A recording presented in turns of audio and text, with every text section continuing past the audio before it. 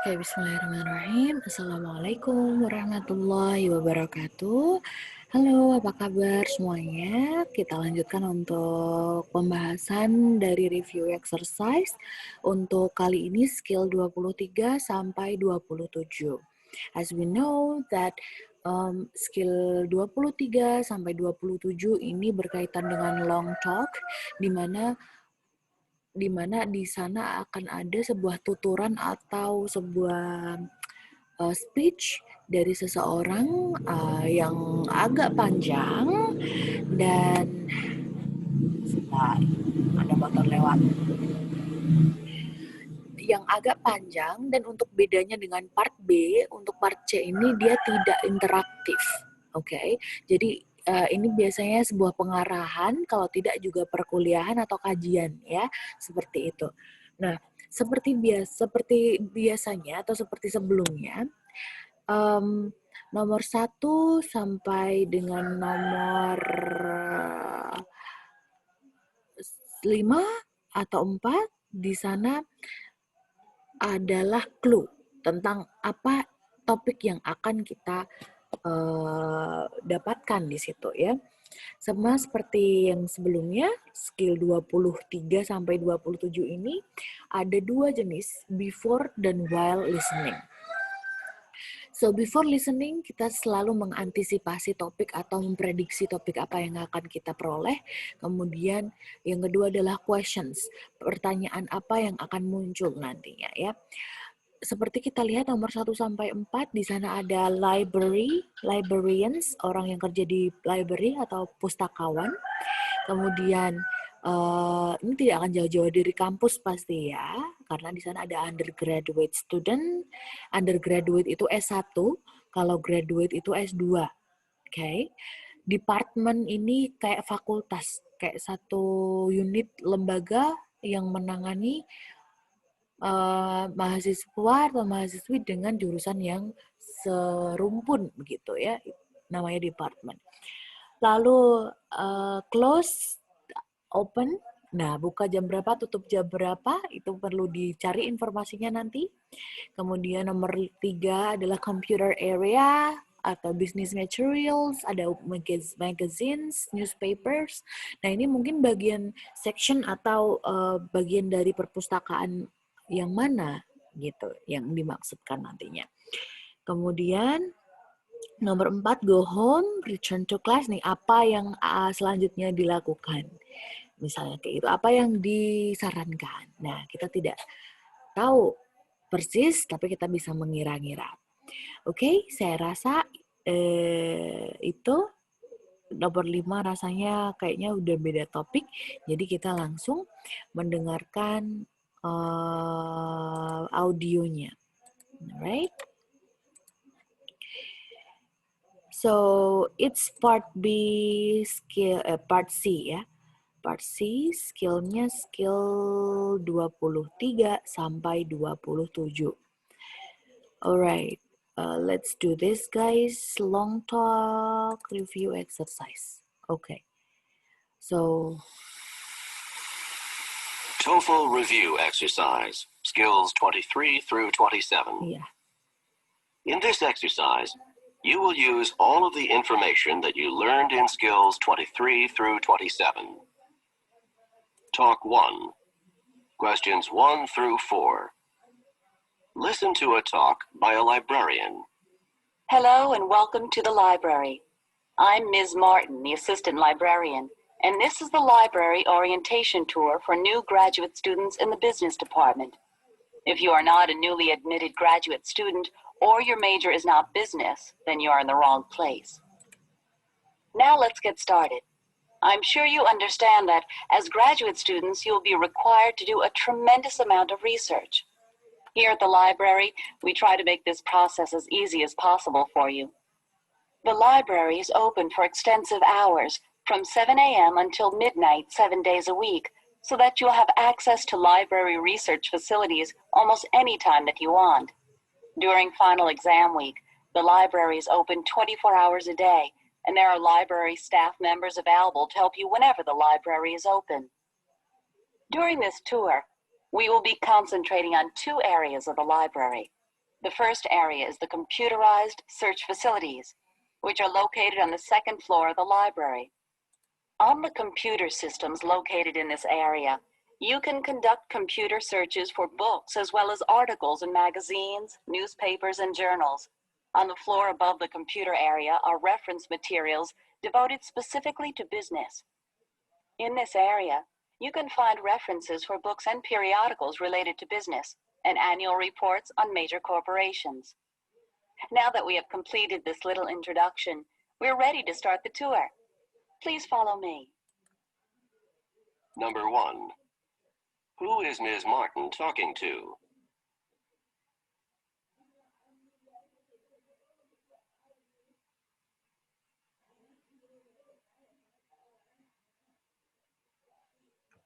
Number 2. What are the library's hours during final exam week?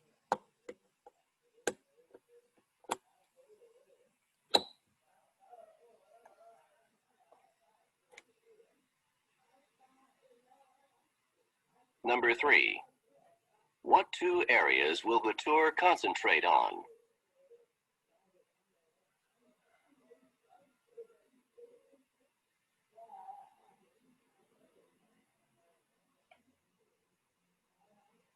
Number 4. What are the students probably going to do next? Alright, kita sudah menyelesaikan nomor 1 sampai 4. So, it's about library, ini tentang perpustakaan, ya. Tadi ada yang memberikan pengarahan, yaitu Miss Martin. Miss Martin ini adalah asisten pustakawan, jadi ada namanya library orientation. Kita pasti semuanya sudah dapat itu ya, baik mahasiswa S1 maupun S2, mereka biasanya dapat pengarahan tentang perpustakaan. Jadi ada tour atau tour singkat ke dalam perpustakaan. Oke, so kita masuk ke nomor 1. Number 1. Who is Ms. Martin talking to? Ya, who is Miss Martin talking to? Miss Martin ngomong sama siapa? Seperti itu ya. So, kalau tadi kita dengarkan, itu ada kata-kata graduate students. So, actually dia adalah jawabannya. Jawabannya adalah graduate students. So, graduate students spesifikasinya adalah graduate business students. Ya, kita simak lagi coba. Okay. Talk 1. Questions 1 through 4. Listen to a talk by a librarian. Hello and welcome to the library. I'm Ms. Martin, the assistant librarian, and this is the library orientation tour for new graduate students in the business department. If you are not a newly admitted graduate student or newly admitted graduate student adalah siswa atau mahasiswa S2 yang baru diterima. Your major is not business, then you are in the wrong place. Iya, kalau kamu bukan mahasiswa S2 dan jurusanmu bukan bisnis, berarti kamu di tempat yang salah. Jadi memang tur itu diperuntukkan hanya untuk mahasiswa S2 dan juga jurusannya bisnis. Seperti itu ya. So jawabannya D, graduate business students. Now let's get started. I'm sure you... Number 2. What are the library's hours during final exam week? Iya, library hours adalah jam buka dari perpustakaan tersebut. During the final exam week atau minggu-minggu atau pekan final exam, pekan ujian akhir, biasanya perpustakaan bukanya lebih lama, guys. Ya, bahkan ada yang 24 jam. But I think di teks ini kita lihat, kita dengar bersama bahwa examnya itu adalah sampai midnight, begitu ya. So, tadi dengar Miss Martin bilang midnight? Atau kalian ada jawaban lain? Coba kita dengarkan lagi ya. Orientation tour for new graduate students in the business department. If you are not a newly admitted graduate student or your major is not business, then you are in the wrong place. Now let's get started. I'm sure you understand that as graduate students, you'll be required to do a tremendous amount of research. Here at the library, we try to make this process as easy as possible for you. The library is open for extensive hours from 7 a.m. until midnight, 7 days a week, so that... Okay. Apakah ini during the final exam? I guess ini adalah jam perpustakaan ketika buka di hari-hari biasa, ya. You'll have access to library research facilities almost any time that you want. During final exam week, the library is open 24 hours a day. Okay, 24 hours a day itu during the final exam week. So, we know that it always open. Jawabannya D, it's always open. Pertanyaan selanjutnya. Number 3. What 2 areas will the tour concentrate on? Yeah, 2 areas. 2 area yang menjadi konsentrasi atau menjadi fokus dari tur tersebut, di antaranya is open for extensive hours from 7 a.m. until midnight, 7 days a week to help you whenever the library is open. During this tour, we will be concentrating on 2 areas of the library. The first area is the computerized search facilities, which are located on the 2nd floor of the library. On the computer systems located in this area, you can conduct computer searches for... Iya, ini ngomongin tentang computer area. Books, as well as articles in magazines, newspapers, and journals. On the floor above the computer area are reference materials devoted specifically to business. Okay. Business materials adalah yang ada di bagian atas sesi computer.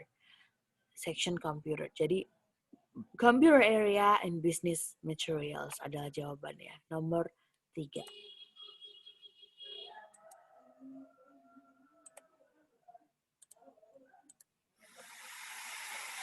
Number 4.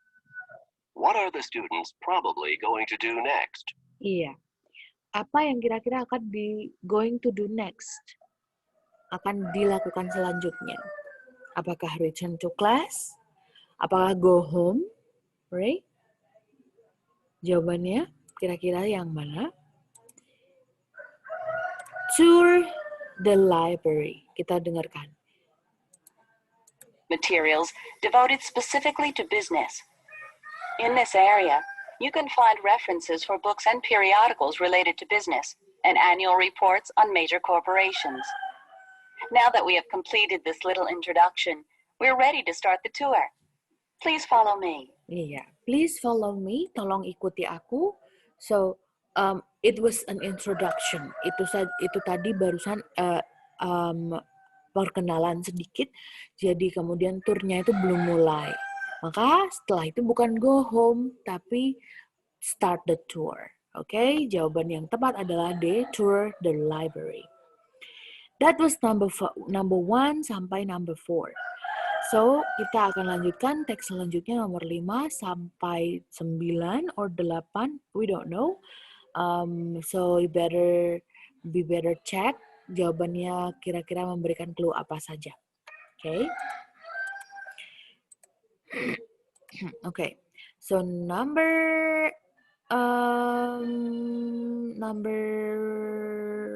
5, okay? Ada student in health service. Nah, kira-kira ini tentang apa? Siapa yang ngomong begitu ya?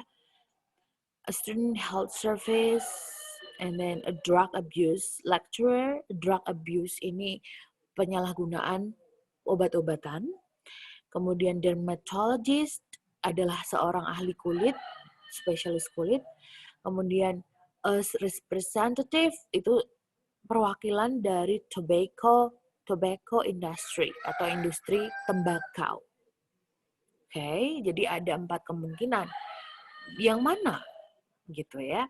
Nomor 6, how to reduce nicotine. Nah, ini tentang nikotin, ada juga stress affects the skin, affects the effects of alcohol, and then how to achieve optimal health. Nah, ini rasanya tentang kesehatan.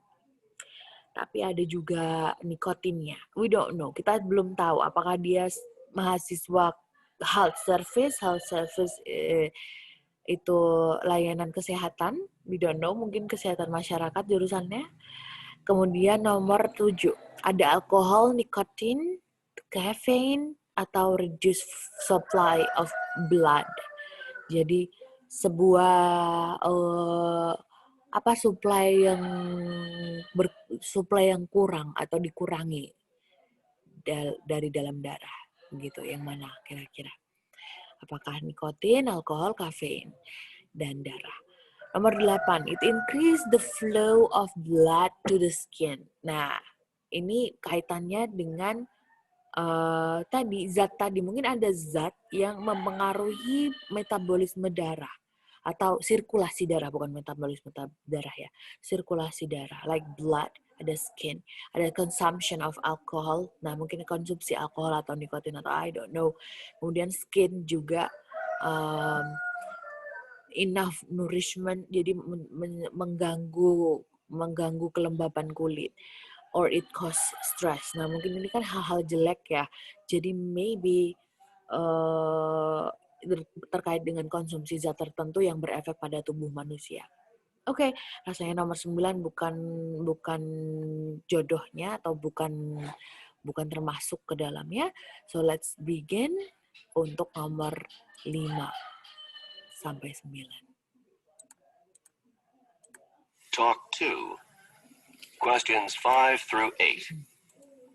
Listen to a talk in a lecture series. This is the 4th lecture in a series of personal health care lectures presented by Student Health Services. I'm Dr. Hall, a dermatologist, and tonight I will be speaking about the effects of stress on the skin. The relationship between skin problems and stress is rather complicated. Skin problems often accompany stress, but it is not the stress itself that directly causes the skin problems. Instead, it is the side effects of stress, such as the use of alcohol, tobacco, and caffeine, that are often to blame. Alcohol consumed in large quantities can cause problems with the skin by increasing the flow of blood to the skin. This makes the skin feel warmer and can really worsen the itching that accompanies conditions such as hives or rosacea. Nicotine and caffeine, on the other hand, cause problems by reducing the supply of blood to the skin. This, in turn, keeps the skin from being properly nourished. The best defense for your skin in times of stress is therefore to take the best possible care of yourself.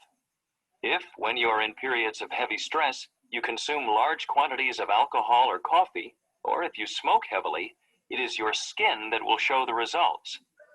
Thank you very much for your attention, and I hope that you will return next week for the next lecture in the series. Okay, that was for the question number 5 until 8. Ya, kita lalu dengarkan pertanyaannya dan langsung aja pilih jawaban yang benar. Number 5. Who is the speaker?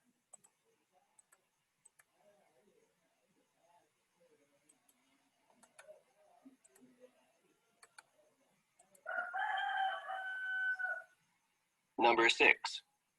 What is the topic of the talk?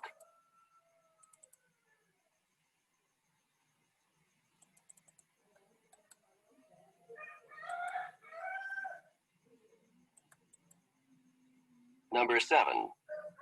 Which of the following can worsen itching?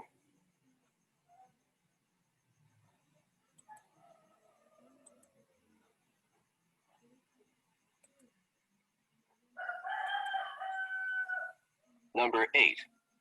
How does caffeine irritate the skin?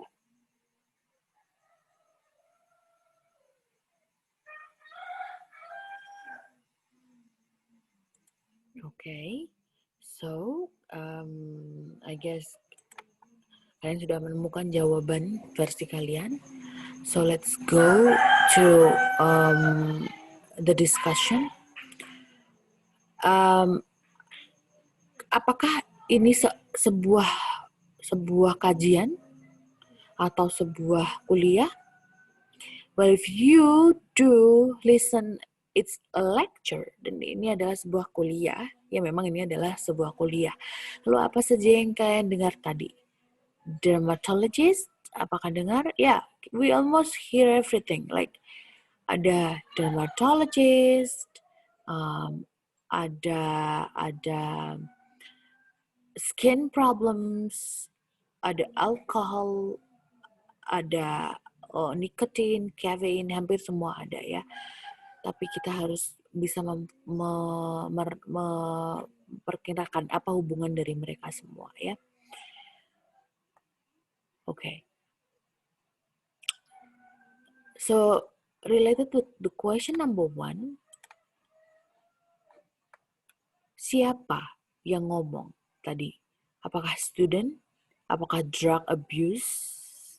Dosen yang berkaitan dengan penyalahgunaan obat-obatan, atau seorang ahli kulit, atau tobacco industry? Well, I guess it's a student, because kita tadi dengar di sana ada sebuah series di mana ada student yang memberikan lecture. Masa sih, Miss? Let's check together. Listen to a talk in a lecture series. This is the 4th lecture in a series of personal health care lectures presented by Student Health Services. I'm Dr. Hall. Ya, Student Health Services. Jadi Dr. Hall ini adalah seorang student. Loh, Miss kan udah dokter, kenapa dia masih sebutannya student? Yes, he is a student, karena di sana biasanya memang dia yang student, yang siswa itu memang PhD ya. Jadi PhD itu kan setara S3 ya. So, ya, siswa itu bisa juga memberikan kuliah atau presentasi. Okay. Next, number 2. Number 6. What is the topic of the talk? Iya, number 6 ya. Topiknya apa? Topiknya dari talk tersebut apa? Apakah nikotin? How to reduce nicotine and other addiction? How stress affects the skin? Atau alcohol? Atau optimal health? Nomor 6. So if you know that ini tadi adalah sebuah lecture tentang dermatologi atau tentang kulit, so actually jawaban yang benar dari nomor berapa tadi? Nomor 6 adalah B. Okay, it was how stress affects the skin, right? Okay, let's listen together. How stress affects the skin. Quantities. Skin problems often accompany stress, but it is not. Stress dan skin. Okay, stress dan skin. Itu adalah clue-nya. Baik, kita lanjutkan untuk pembahasan nomor 7, yaitu masih tentang skin dan stress ya. Nah, ternyata ada juga zat-zat yang mempengaruhi kesehatan kulit, seperti alkohol, nikotin, caffeine, dan reduced supply of blood. Nah, seperti apa soal nomor 7? Mari kita lihat, dengar bersama-sama ya.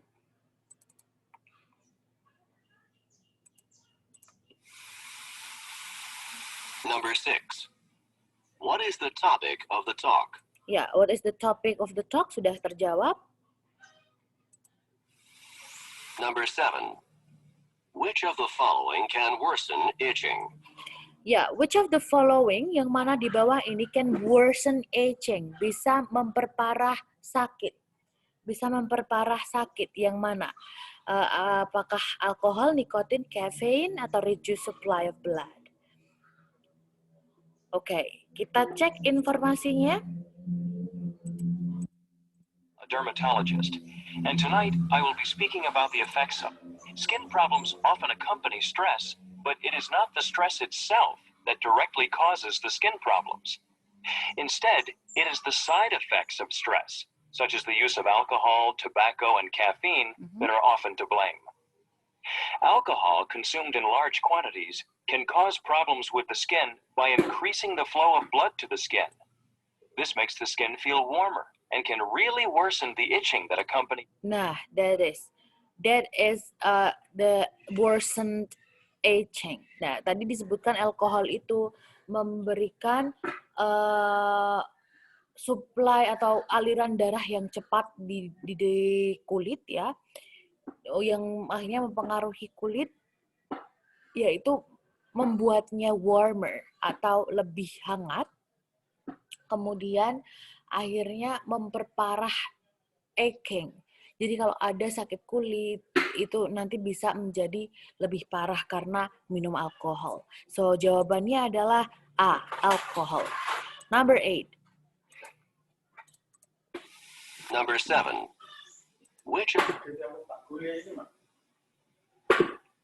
Number 8.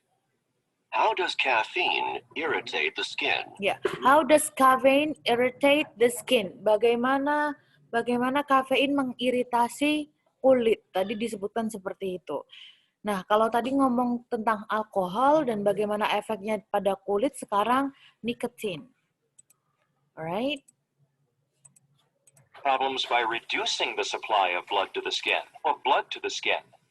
This makes the skin feel warmer and can really worsen the itching that accompanies conditions such as hives or rosacea. Nicotine and caffeine, on the other hand, cause problems by reducing the supply of blood to the skin. Ya, ada kata-kata in other hand. In other hand itu sebaliknya begitu ya. Kalau alkohol tadi membuat laju darah atau aliran darahnya semakin cepat, memacu begitu ya. Tapi kalau nikotin dan kafein sebaliknya, dia reduce, menghalangi atau mengurangi suplai darah. Akhirnya aliran darahnya melemah ya. This in turn keeps the skin from being properly nourished. Iya, this keeps the skin from being properly nourished. Maksudnya akhirnya kulitnya kehilangan nutrisinya. Ya, nutrisi dari darah itu kan penting sekali ya. Maka nikotin dan kafein kalau terlalu banyak akhirnya akan mempengaruhi skin, yaitu mengiritate dengan cara mereduce atau mengurangi darahnya dan akhirnya membuatnya kurang nourished. So, yang paling tepat adalah C. It prevents the skin from receiving enough nourishment. Okay? Yang C ini yang paling betul. Oke, so nomor 6 sampai 8 teksnya sudah ya. Nomor 5 sampai 8 sudah. So, kita akan dengarkan bersama-sama lagi satu teks tersebut dan di screen saya juga mau menyediakan teksnya. Jadi, saya harap dengan mendengarkan kembali dan sambil membaca itu bisa menambah pengetahuan kalian tentang bagaimana pengucapan kata-kata dalam bahasa Inggris. 2. Questions 5 through 8. Listen to a talk in a lecture series. This is the 4th lecture in a series of personal health care lectures presented by Student Health Services. I'm Dr. Hall, a dermatologist, and tonight I will be speaking about the effects of stress on the skin. The relationship between skin problems and stress is rather complicated. Skin problems often accompany stress, but it is not the stress itself that directly causes the skin problems. Instead, it is the side effects of stress, such as the use of alcohol, tobacco, and caffeine, that are often to blame. Alcohol consumed in large quantities can cause problems with the skin by increasing the flow of blood to the skin. This makes the skin feel warmer and can really worsen the itching that accompanies conditions such as hives or rosacea. Nicotine and caffeine, on the other hand, cause problems by reducing the supply of blood to the skin. This, in turn, keeps the skin from being properly nourished. The best defense for your skin in times of stress is therefore to take the best possible care of yourself. If, when you are in periods of heavy stress, you consume large quantities of alcohol or coffee, or if you smoke heavily, It is your skin that will show the results. Thank you very much for your attention, and I hope that you will return next week for the next lecture in the series. Okay, that was how the whole text atau bacaan keseluruhan memberikan kita pengetahuan lebih banyak ya. Oke, so ada satu saya salah tadi. Saya kira itching, tapi ternyata itching adalah gatal. Gatal-gatal. Itch ini ya. Itch ini gatal. Itching, sorry. Itching ini gatal. Gatal-gatal. Jadi ternyata alkohol itu membuat gatal-gatal. Begitu. Gatal-gatal menjadi lebih hebat lagi alkohol itu ya. Terus kalau ada kata-kata lain yang kalian tidak paham atau kurang familiar, maybe blame, to blame. To blame ini adalah disalahkan. Jadi efek stres itu tidak secara langsung, tapi penggunaan alkohol, tobacco, dan caffeine itu kalau kulit bermasalah biasanya memang itu yang harusnya atau seringnya disalahkan gitu ya. Oke. So itu tadi tentang question 5 sampai 8. Sekarang kita lanjut ke question 9, 10, 11 dan 12. Ini tentang civil war.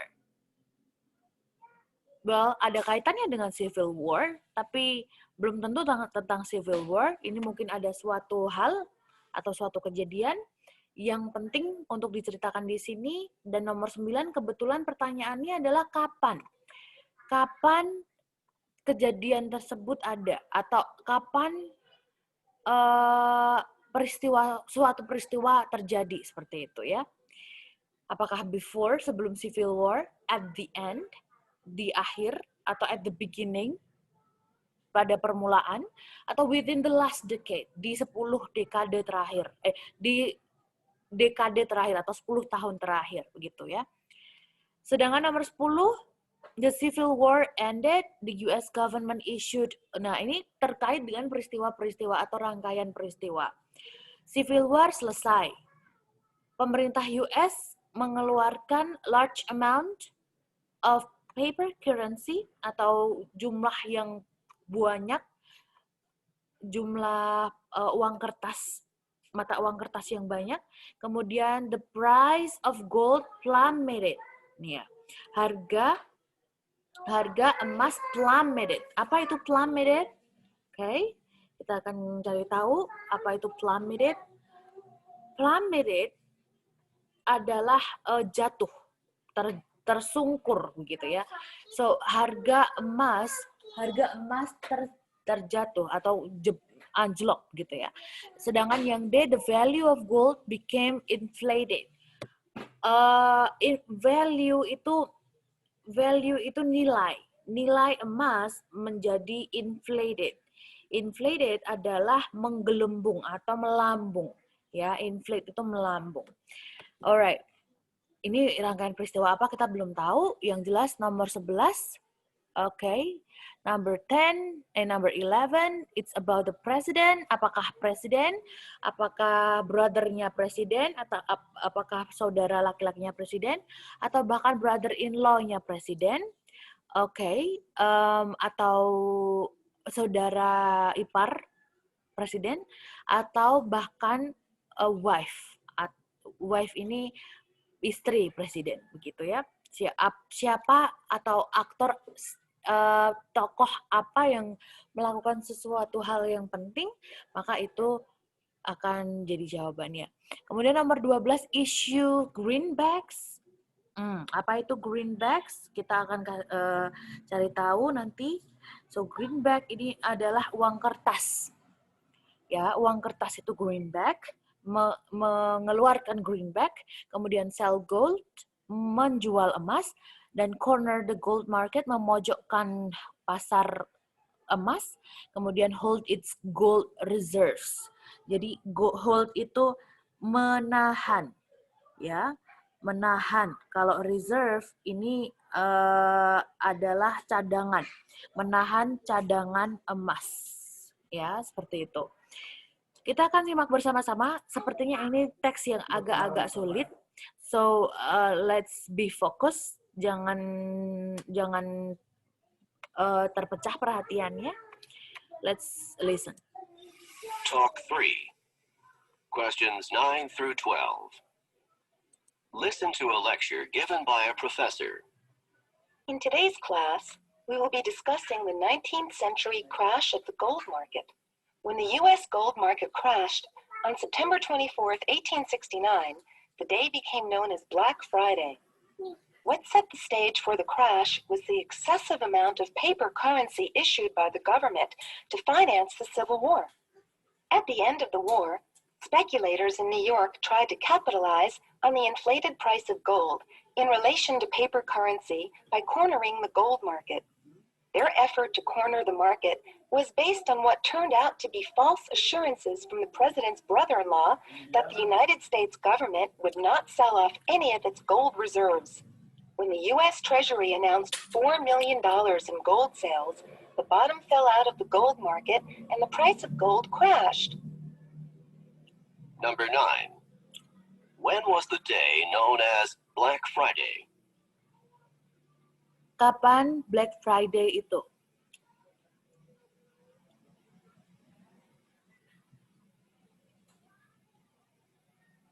Number 10.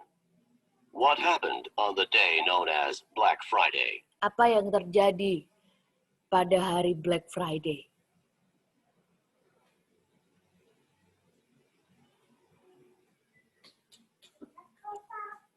Number 11.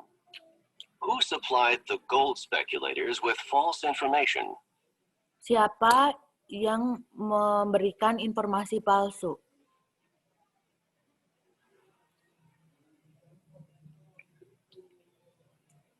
Number 12. What did the gold speculators want the U.S. government to do? Apa yang ingin atau diharapkan oleh orang yang menspekulasi emas untuk dilakukan pemerintah?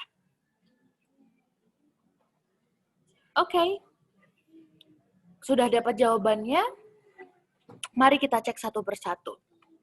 Yang pertama, tentang kapan itu Black Friday.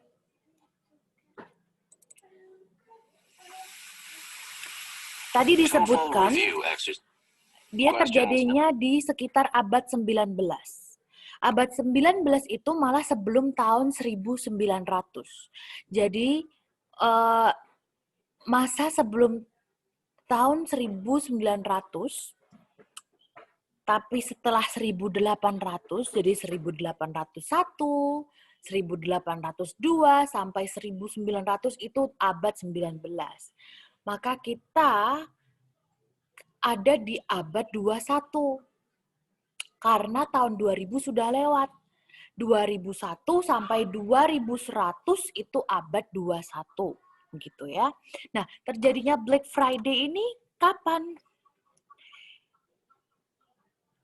Before the Civil War, belum tahu. At the end of Civil War, kita belum tahu.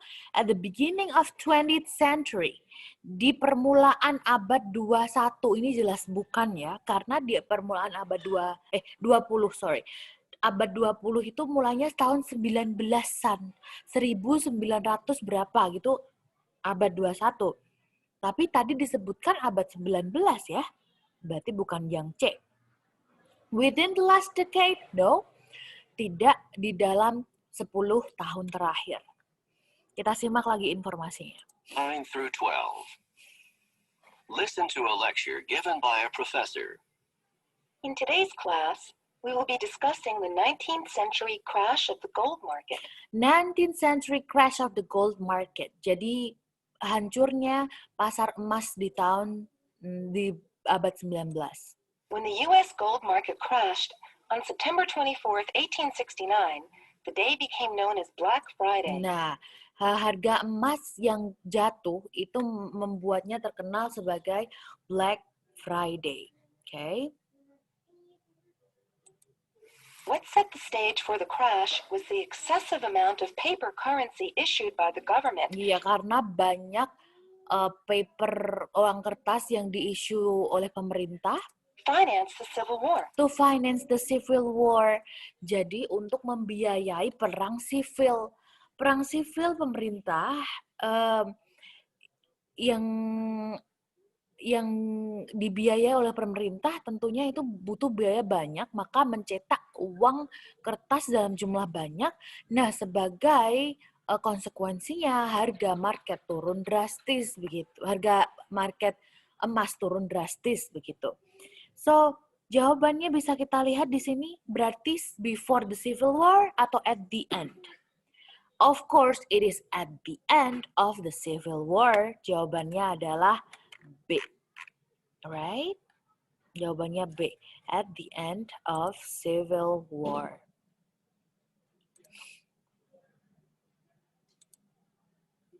Oke, number 9, B. Kita lanjut. Nomor 10.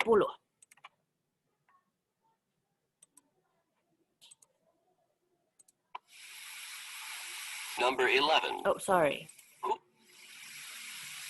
Number 10.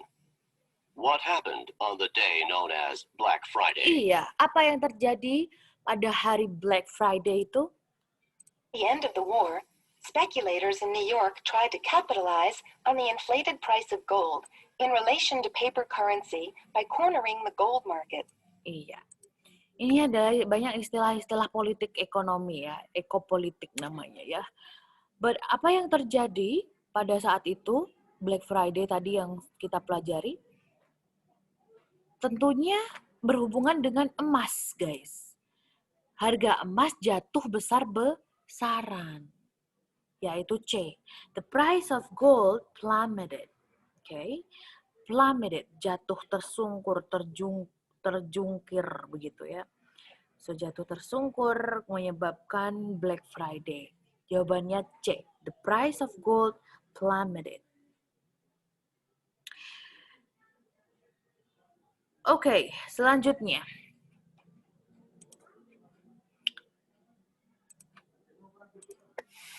Number 11. Who supplied the gold speculators with false information? Iya, siapa yang memberikan false information atau informasi yang salah, yang palsu kepada pemerintah? Tadi kalau kalian dengar kata-kata President brother-in-law, ya, tadi ada dengar kata-kata President brother-in-law, itu adalah jawabannya. The President's brother-in-law. Kita dengarkan lagi. The president's brother-in-law Yeah. that the United States government would not sell off any of its gold reserves Iya. in relation to paper currency by cornering the gold market. Their effort to corner the market was based on what turned out to be false assurances from the president's brother-in-law that the United States government would not sell off any of its gold reserves. Iya. When the U.S. Treasury Oke, tadi brother-in-law ya. Itu tadi President's brother-in-law. Nomor 12.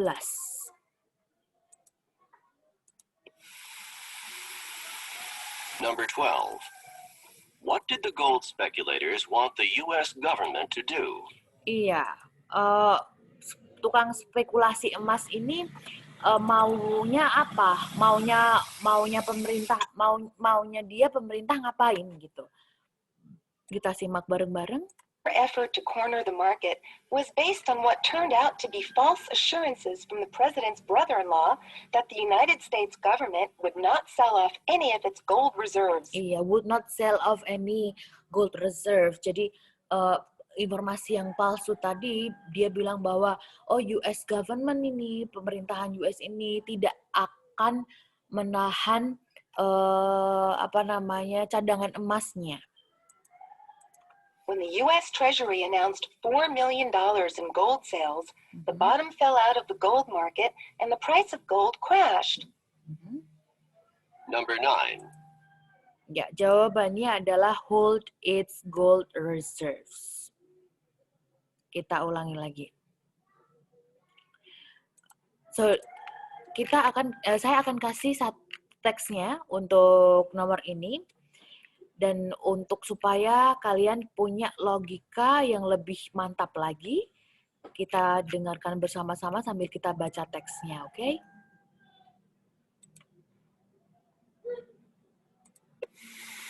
Talk 3. Questions 9 through 12. Listen to a lecture given by a professor. In today's class, we will be discussing the 19th century crash of the gold market. When the U.S. gold market crashed on September 24th, 1869, the day became known as Black Friday. What set the stage for the crash was the excessive amount of paper currency issued by the government to finance the Civil War. At the end of the war, speculators in New York tried to capitalize on the inflated price of gold in relation to paper currency by cornering the gold market. Their effort to corner the market was based on what turned out to be false assurances from the president's brother-in-law that the United States government would not sell off any of its gold reserves. When the U.S. Treasury announced $4 million in gold sales, the bottom fell out of the gold market and the price of gold crashed. Okay. Number 9. When was the day known as Black Friday?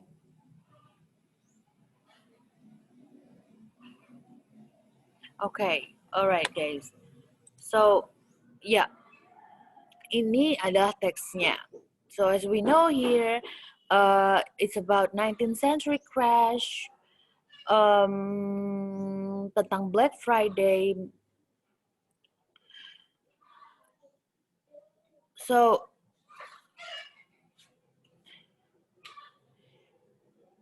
ini termasuk teks yang sulit saya rasa ya, apalagi untuk pemula, karena ini ada pengetahuan sejarah juga tentang ekonomi politik yang sulit. So, kita bisa lihat dari sini. Ada sebuah informasi palsu atau hoax ya, kalau kita kenal sekarang. Ada spekulator, orang yang berspekulasi atau orang yang berperan dalam ekonomi perputaran emas di situ. So,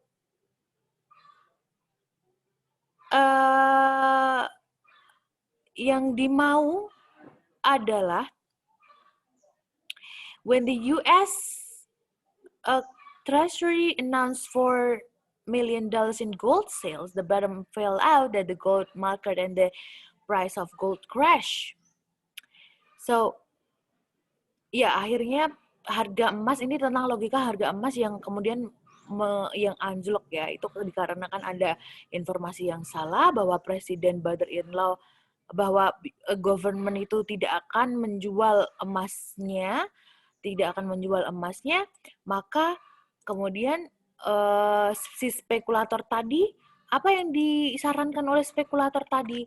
Akhirnya dia menyarankan mereka, government, untuk hold its gold reserves. Jadi menahan cadangan emasnya. Supaya apa? Supaya tidak anjlok begitu ya. Oke. Well, intinya seperti itu. Because di sini di tengah-tengah, at the end of the war, speculators in New York try to capitalize, mencoba mengkapitalisasi inflated price.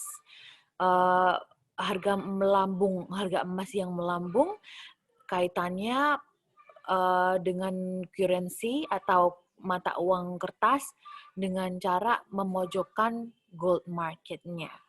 Jadi tentang perputaran emas yang mana ada speculator, ada government yang saking karena tingginya harga emas pada saat itu,